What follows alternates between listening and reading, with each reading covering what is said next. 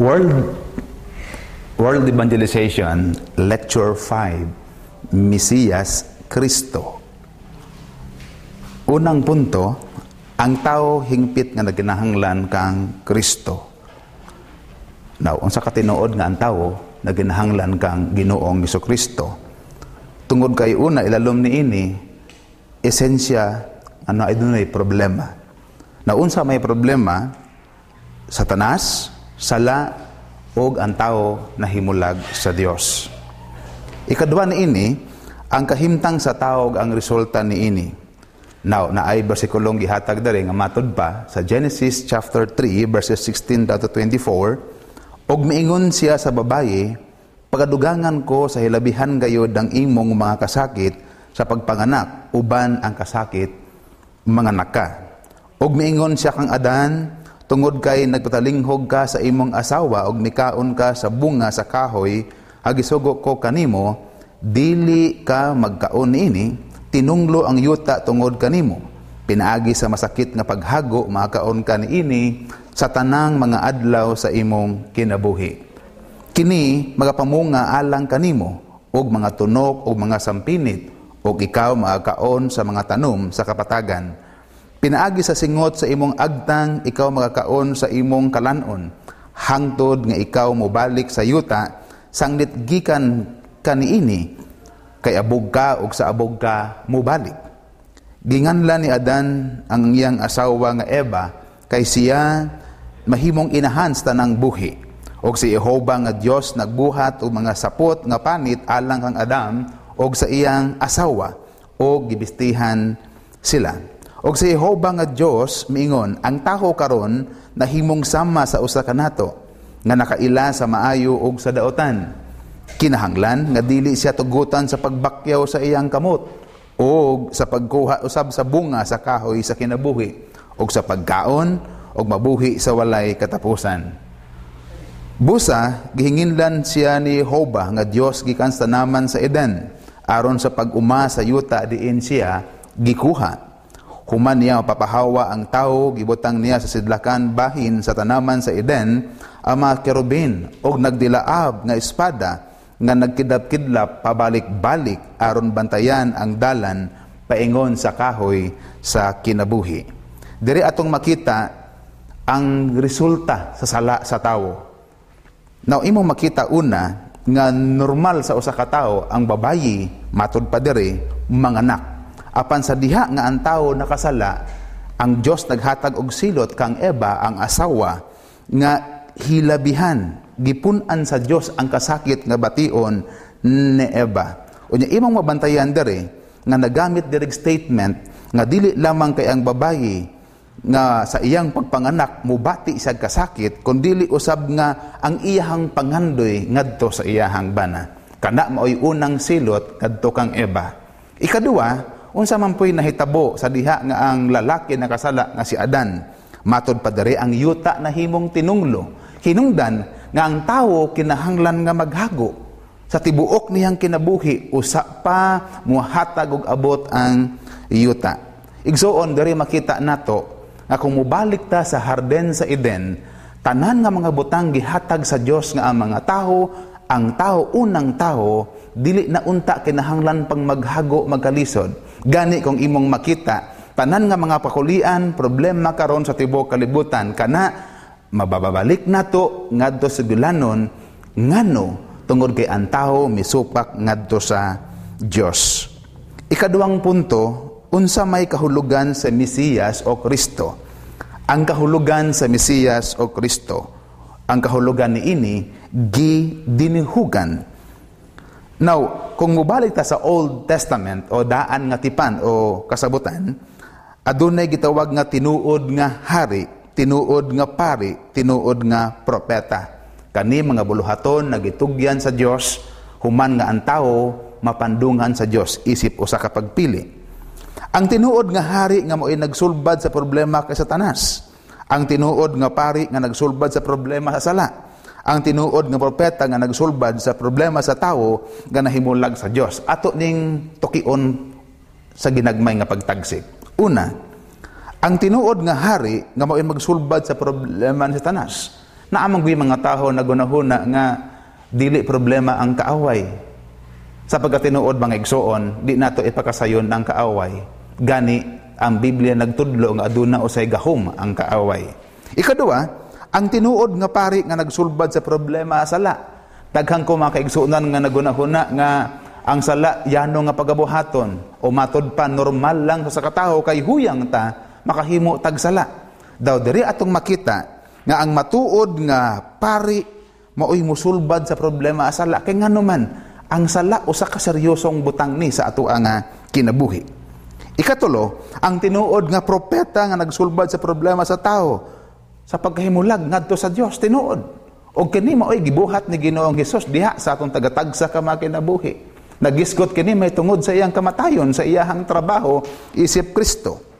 Ikaapat nga punto, siya nga nagsulbad sa tanan nga mga problema nga moabot ingon nga sangputanan ni Satanas sala og pagkahimulag gikan sa Dios. Matud pa, ang Mesiyas nga mao ang Kristo, nga mao si Ginoong Hesus, siya dire ang ipasabot mao si Ginoong Hesus, nga maoy nagsulbad, maoy solusyon, maoy sulbad sa tanan nga problema sa atong gisgutan sa unahan. Balikon nako, ang sala, ang yawa, lakip nang atong pagkahimulag, dako o seryoso nga mabutang atubangan sa Dios. Hinungdan nga gipakamatyan kita ni Ginoong Hesus diha sa cross. Ang Dios misaad sa Mesiya o Kristo. Kung imong tun-an, duulan 300 katagna agihimo bahin sa Mesiyas. Unsa may ipasabot ni ini? Ang pulong sa Dios, ang Biblia, ang nagsulat ni ini ang Dios. Mapamatud-an nato nga tinuod gayod. Kay ngano? Daghan nga mga taho dili mo tuo nga ang Biblia pulong sa Dios. Gani sa amoa o daghan nga mga lugar na akong gisuruyan, naa di mga taho nga dili mo tuo nga ang Biblia ay hinimo ulag tao. Now, pinaagi sa paggitawag og mga panagna sa daan nga tugon o adunay katumanan sa bag-ong tugon, diri mamatud-an nato nga ang pulong sa Dios, ang Biblia magpabilin, ingon nga pulong sa Dios. Kung ikaw walay Biblia, pagpalit og Biblia. Pwede ka mangayo og Biblia. But again and again, ito yung motibo di sa kasing-kasing mo basa ka sa simpleng rason tungod kay ang Biblia pulong sa Dios. Diri ang 300 ka mga tagna gihimo isip usa ka Mesiyas, ang iyang pagkatao una. Ikaduha, passion. Unsa man ang passion? Unsa iyang gipangbuhat diri sa kalibutan? Ang iyang kamatayon, ang iyang pagkabanhaw, ug unya iyang gibubo ang iyang balaang espiritu. Unya ang katapusan kaning wala pa mahitabo. Na siya nagsaad nga siya magabalik, kanus aman, siya magabalik sa dili madugay. Akong balikon, ang pagkahimugso, ang iyahang gipangbuhat, ang kamatayon, ang pagkabanhaw, o ang pagbubo niya sa balaang espiritu, humana nga nahitabo sa ato ang kinabuhi. Gani karon nahimo ning pribilehiyo sa pagdala diha sa mensahe sa Dios. Kapasabot lamang kini nga ang espiritu niya nagapamuhat sa akong kasing-kasing o sa imuhang kasing-kasing. Apan adunay usa ka butang nga wala pa mahitabo igsoon. Mao kini ang saad sa iyahang pagbalik. Ilalom ni ining paghisgot ang ikaduha, anda ang tugon nagsaad sa tinuod nga hari, tinuod nga pari ug ang tinuod nga propeta. Ang pangutana, kinsa maning tinuod nga hari, kinsa maning tinuod nga pari, kinsa maning tinuod nga propeta. Gisaad nga iyang sulbaron ang problema sa Satanas. Iyang gisaad nga sulbaron niya ang problema sa sala. Iyang gisaad nga sulbaron niya ang problema sa atong pagkahimulag sa Dios. Og naay mga bersikulo nga makapamatuod ni ining atong gisgutan karon. Kadi ta pwede magisgot o mga butang nga ang Biblia walay gisulti. Kay ngano man sa ako nang gisulti sa unahan, tinuod jud nga ang Biblia pulong sa Dios. Nga sa matag paghisgot nato igsuon, kinahanglan na ay mga kamatuoran nga atong makita. Una, kaning pagsaad sa Dios nga sulbaro niya ang problema sa kaaway nga mao si Satanas. Satanas. Matud pa sa Genesis 3:15, og ibutang ko ang kaaway sa taliwala nimo og sa babayi og sa taliwala sa imong kaliwat og sa iyahang kaliwat. Siya magkadugmok sa imong ulo og ikaw magasamad sa iyang tikod. Aton tuwaan og ginagmay nga mapagtagsik. Kaning kaliwat matud pa diri sa babayi, pwede ning imong i-interpret sa nasod sa Israel o mga katawhan. Pwede sam kita. Dere nagisgot mahitungod sa pagdugmok sa ulo. Ang siya dere mao si Ginoong Hesus nga magdugmok sa ulo, sa bitin, sa ulo, sa kaaway. O gunya, matod pa mo sumbalik nga ang bitin mo paak sa tikod. Unsa may pasabot ni ini? Dalon ta mo igsuon sa kamatayon ni Ginoong Hesus diha sa cross. Dili ba tinuod nga sa kamatayon ni Ginoong Hesus diha sa cross nagkalipay ang kaaway? Unsa may kahulugan ni ana? Mipaak siya ngadto sa bitin. Ang bitin mipaak ngadto sa tikod ni Ginoong Hesus. Gani ang usa ka Romano nga sundalo mikuwag bangkaw og gidugsak niya sa kilid ni Ginoong Hesus. Mibuhagay ang dugo. Now, balikon nako igsuon, gamay ra nga partisipasyon sa kaaway sa kamatayon ni Ginoong Hesus. Pero ang Biblia nagisgot dire sa 3:15 nga bagkadugmukon niya ang ulo. Unsa may pasabot ana? Sa ato pa, asa may ulo? Palatyan ba? Palatyan. Og mao ni gihimo ni Ginoong Hesus. Unya naing bersikulo dire sa Isaiah 53:5 and 6, nagisgot kini mahitungod nga siya mo'y gisaad nga magsulbad sa problema sa atong sala. Nindot ni nga pagahisgutan. Matod pa dire, apan siya gisamaran tungod sa atong mga kalapasan, siya napangos tungod sa atong mga kasalanan. Ang silot nga nagdala kanato og kalinaw diha kaniya og pinaagi sa iyang mga samad kita nang ayo. Wow! Kitang tanan sama-sama karnero, nangasalaag ang matag usa kanato, misimang sa iyang kaugalingong dalan o gibutang sa Ginoo kaniya ang kasalanan natong tanan. Na atong tan-awon pagayo, nagisgot diri nga siya. Kinsa may siya diri igsuon? Siya mao si Ginoong Hesukristo. Ang Mesiyas, ang Kristo, siya. Siya gisamaran. Gisamaran unsa may rason? Tungod sa atong kalapasan. Napangos tungod sa atong kasalanan. Og tungod niining maong saad, gani nindot kaayo. Nga tungod tug pinaagi sa iyahang mga labod kita na nga ayo. Unya dili lamang kana, diri makita nato yung kasiguruhan nga kung naa kay pangayoon diya nga nasa Ginoo, iya gayeng igahatag kay ang Dios magatubag sa iyong mga pag-ampo. Mga simpleng balatian igsuon diya sa ato ang labaw nga maagahom, wala gay imposible. Kay saad man niya kini nga pinaagi sa iya mga labod, kita na nga ayo. So, dili problema ang sala. Kaya si Kristo may sulbad niini. Ikatulo, gisaad nga pagkasulbaron niya ang problema sa atong pagkahimulag sa Dios. Ang bersikulo dito sa Isaiah 7:14, busa ang Ginoo gayod maong maghahatag kaninyo og usa ka ilhanan. Ang ulay magamabdos og manganak og usa ka anak nga lalaki og pagkatawgon siya nga Emmanuel. Nahitabo ba nga ang usa ka babayi nga usa ka birhen manganak sa iyahang kinaugalingon? Imposible igsuon. Pero naay bersikulo sa Biblia, Lucas 1:37 nagaingon nga diha sa Dios walay butang nga imposible.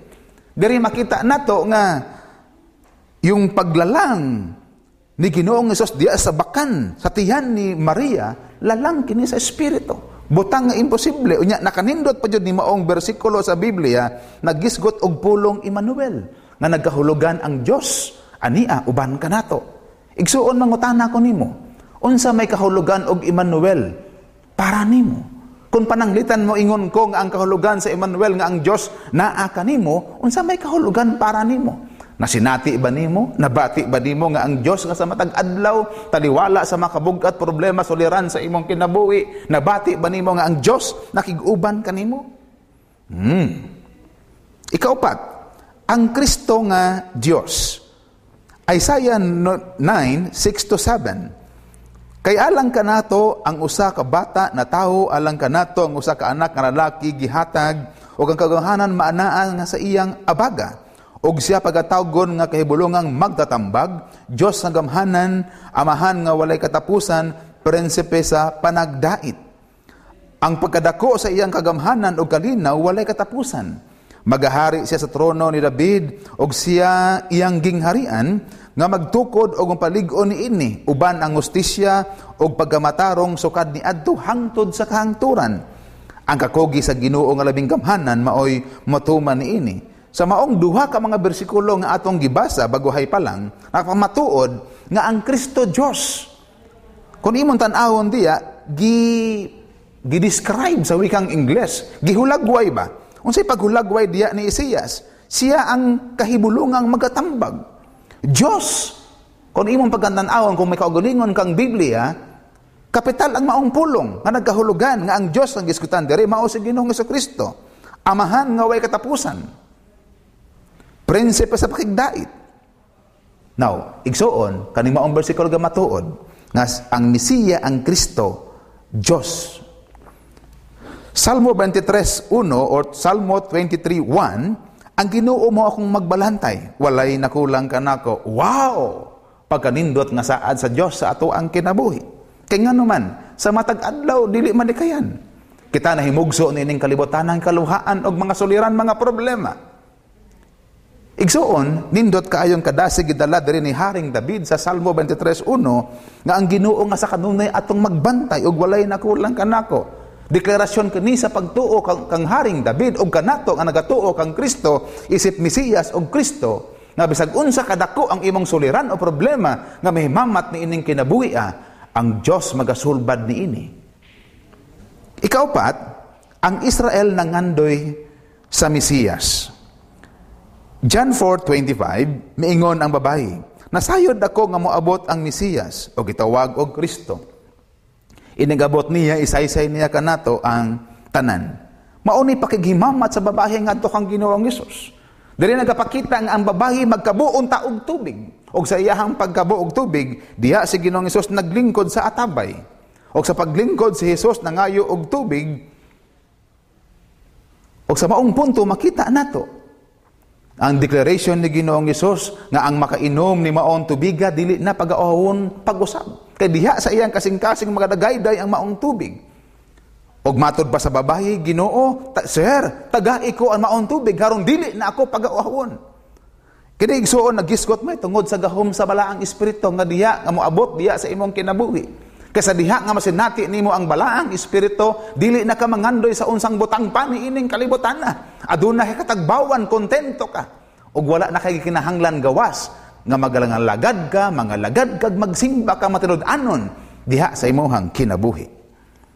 John 12:12-13, kasunod nga adlaw ang dakong panon sa katawhan nga nangabot alang sa pista nga nakadungog nga si Jesus nagpaingon sa Jerusalem. Busa nanguha silag mga palwa sa palmera ug nanggula aron pagsugat kaniya, naninggit dalaygon ang Dios. Bulahan siya nga mianhi sa ngalan sa Ginoo, padalanginan sa Dios ang hari sa Israel. Mao kining sugilanon sa madaugon nga pagsulod ni Ginoong Hesus sa Jerusalem. Nindot kaayo nga makuwaag pagtulon-an nato nga ang nasod sa Israel, ang mga Hudeyo, nagapangandoy, nagapaabot sa mangluluwas. Dari makita nato nga dili lamang sa nasod sa Israel kundi ang tibuok kalibutan nangandoy og kaluwasan.